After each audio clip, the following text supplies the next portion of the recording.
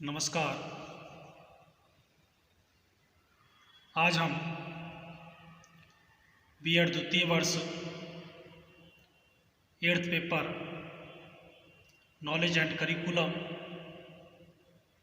ज्ञान एवं पाठ्यचर्या के अंतर्गत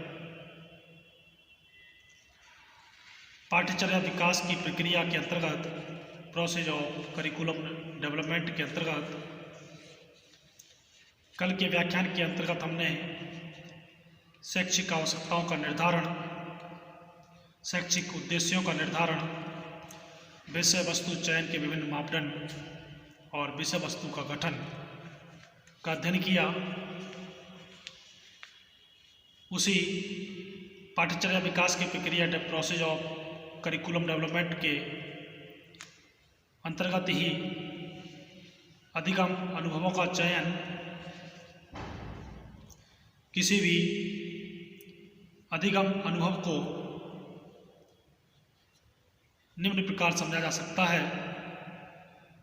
शिक्षण अधिगम प्रक्रिया को सुगम बनाने हेतु आयोजित किए जाने वाले क्रियाकलाप, प्रयोग की जाने वाली शिक्षण विधियां, टीचिंग मेथड्स, शिक्षण अधिगम प्रक्रिया को पूर्ण निर्देशित करना आदि।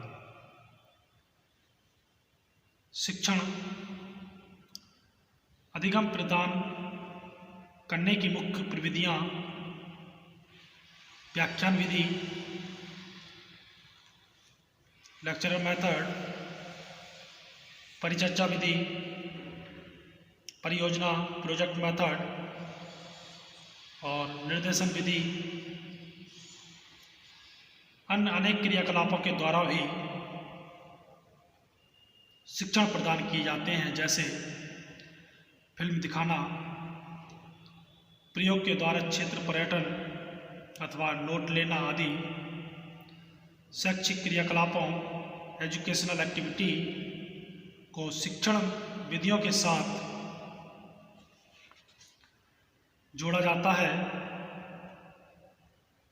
यहाँ कुछ प्रश्नों के द्वारा हम ये जानेंगे कि किस प्रकार इन अधिगम अनुभवों को पूर्ण चयनित किया जाता है। क्या अधिगम अनुभव पाठ्यचर्या के सामान्य और विशिष्ट उद्देश्यों, जनरल एम्स और स्पेसिफिक एम्स की प्राप्ति में वही कार्य करते हैं जिनकी उनसे अपेक्षा है? क्या छात्र प्राप्त ज्ञान का जीवन की वास्तविक परिस्थितियों में प्रयोग करने योग्य हो जाएंगे? क्या अध्यापकों की विशिष्ट योग्यताएं, संसाधन आदि के संदर्भ में एक निश्चित समय में पाठ्यचर्या की विषय वस्तु कंटेंट को सीखना संभव है? क्या अधिगम अनुभव छात्रों को इस योग्य बना सकते हैं कि वे उनके द्वारा अपनी चिंतन और तर्क शक्ति कौशलों का विकास कर सकें? क्या अधिगम अनुभव छात्रों को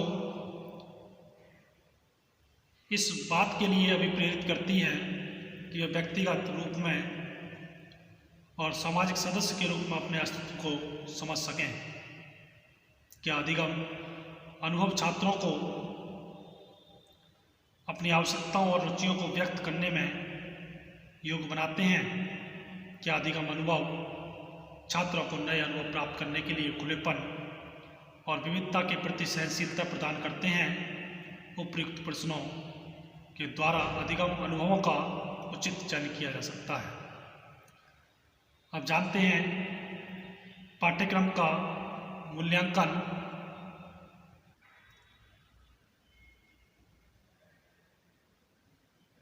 पाठ्यक्रम का मूल्यांकन चित्र के अनुसार देखें तो पाठ्यचर्या के मूल्यांकन स्तर, जिसमें गतिविधियां, उद्देश्य और मूल्यांकन आते हैं।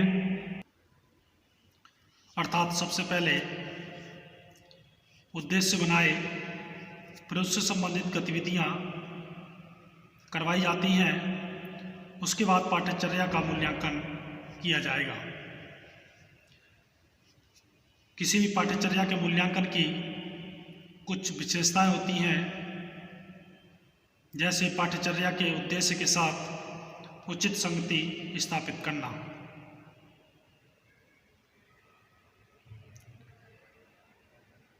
पर्याप्त निदानात्मक मूल्यांकन, व्यापकता, वैधता और निरंतरता, पाठ्यचर्या विकास करने व लागू करने हेतु विभिन्न स्तरों पर वांछित सभी प्रमाण एकत्र करने हेतु अनेक तकनीकों व साधनों की आवश्यकता होती है। साथ ही हम यह भी जानते हैं कि मूल्यांकन दो प्रकार का होता है, छात्र मूल्यांकन और पाठ्यचर्या मूल्यांकन। छात्र मूल्यांकन का मुख्य उद्देश्य छात्रों के व्यवहार में आए परिवर्तनों की जांच करना होता है। व्यवहार परिवर्तनों की जांच प्रायः मौखिक, लिखित या प्रयोग परीक्षण के द्वारा, शिक्षण अधिगम के दौरान पूछे जाने वाले प्रश्नों के उत्तर, अलग अलग परिस्थितियों पर की जाने वाली पाठ्यचर्या द्वारा किया जाने वाला मूल्यांकन तरीकों से की जा सकती है। छात्रों के मूल्यांकन हेतु अच्छे प्रश्न तैयार किए जाते चाहिए ताकि उच्च स्तरीय उद्देश्यों को प्राप्त किया जाए। पाठ्यचर्या मूल्यांकन के अंतर्गत विभिन्न प्रकार के घटकों को मुख्य माना जाता है। उद्देश्य, विषय वस्तु, विधियां व छात्रों की जांच।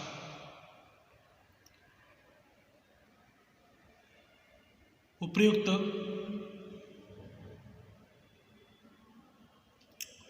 घटकों का मूल्यांकन यह निश्चित करता है कि पाठ्यचर्या लक्षित समूह की आवश्यकता और शैक्षिक उद्देश्यों के अनुरूप है या नहीं। सभी घटक अन्य कई घटकों से प्रभावित होते हैं। इनका मूल्यांकन दूसरे घटकों के साथ जोड़कर करना होता है।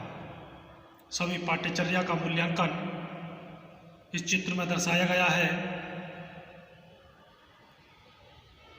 पाठ्यचर्या मूल्यांकन का उद्देश्य पाठ्यचर्या के पुनर्निवेश को संचित करना होता है।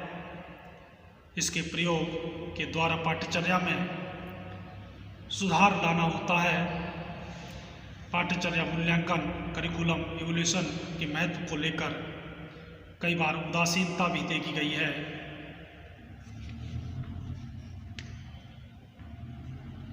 मूल्यांकन के परिणामों की उपेक्षा करना, ज़्यादा सामर्थ्य के बावजूद पाठ्यचर्या के नए पैटर्न को स्वीकार करना, पाठ्यचर्या या करिकुलम में सुधार हेतु मूल्यांकन या इवोल्यूशन के आंकड़ों या डाटा का बहुत गलत होना बहुत महत्व होता है। अतः इन मुद्दों को सुलझाने के प्रयास किए जाने चाहिए।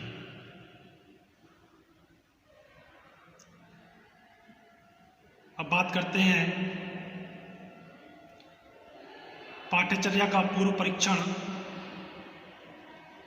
जो करिकुलम है उसका किस प्रकार से इंस्पेक्शन किया जाए, किस प्रकार से परीक्षण या निरीक्षण किया जाए। प्रैक्टिकल रूप में करिकुलम को किस प्रकार से लाया जाए, पाठ्यचर्या विकास, करिकुलम डेवलपमेंट की प्रक्रिया या प्रोसेस के दौरान ही इनका मूल्यांकन या इवैल्यूएशन किया जाता है। इसे रचनात्मक व निर्णयात्मक मूल्यांकन या इवैल्यूएशन कहते हैं। पाठ्यचर्या या करिकुलम के विकास या डेवलपमेंट और उसके क्रियान्वयन के अंत में पाठ्यचर्या मूल्यांकन या करिकुलम इवोल्यूशन किया जा सकता है। इस प्रकार के मूल्यांकन या इवोल्यूशन को लास्ट इवोल्यूशन या अंतिम मूल्यांकन कहा जाता है। पाठ्यक्रम या पाठ्यचर्या परीक्षण एक रचनात्मक मूल्यांकन होता है जो कि पाठ्यचर्या विकास करिकुलम डेवलपमेंट की हर अवस्था के अंत में किया जाता है। इसका मुख्य उद्देश्य पाठ्यचर्या के विकास, डेवलपमेंट और नियोजन प्लानिंग के दौरान उसके हर घटक में सुधार लाना होता है।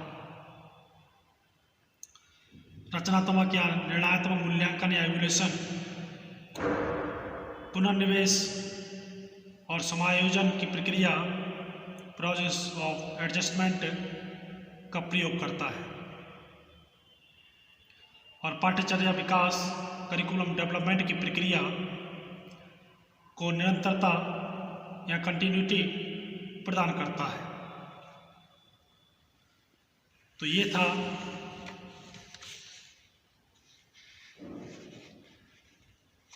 आज अधिगम अनुभवों का चयन, शिक्षण अधिगम प्रदान करने की मुख्य प्रविधियाँ, पाठ्यचर्या का मूल्यांकन जिसके अंतर्गत हमने जाना स्टूडेंट इवोल्यूशन छात्र मूल्यांकन और पाठ्यचर्या मूल्यांकन करिकुलम इवोल्यूशन और पाठ्यचर्या का पूर्व परीक्षण। धन्यवाद।